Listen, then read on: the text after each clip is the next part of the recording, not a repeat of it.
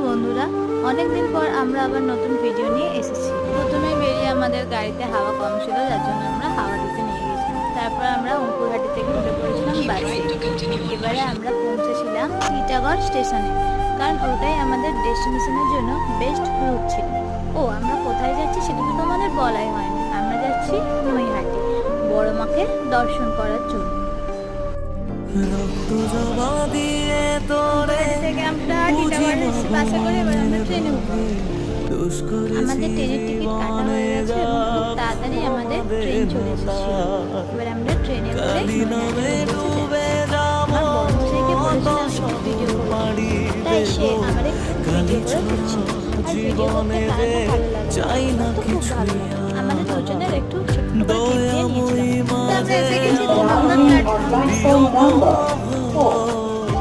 পৌঁছে গেছি আমরা